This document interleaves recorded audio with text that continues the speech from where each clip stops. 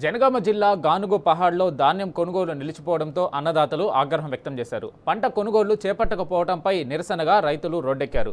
జనగామ హుస్నాబాద్ రహదారిపై బైఠాయించి ఆందోళన చేపట్టారు.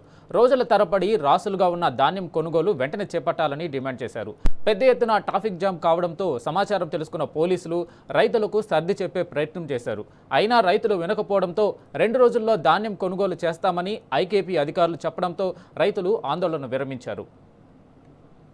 నెలలైతా ఉంది వర్షాన్ని కోసి ఈ ఒడ్లు కళ్ళాలలో ఇప్పటికీ 20 రోజుల నుంచి సెంటర్ ఓపెన్ చేసి ఒక 4 లారీలు మాత్రమే పంపించారు.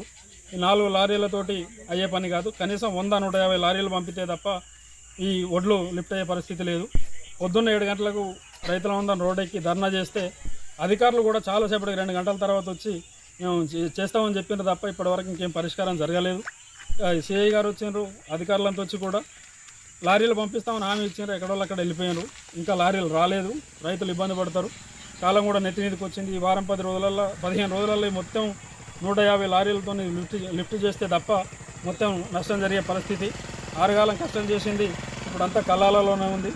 రైతులు దయచేసి ఇబ్బంది పడుతూ ఉన్నారు. అధికారులు తొందరగా స్పందించి దీన్ని సమస్య పరిష్కరించవలసిందిగా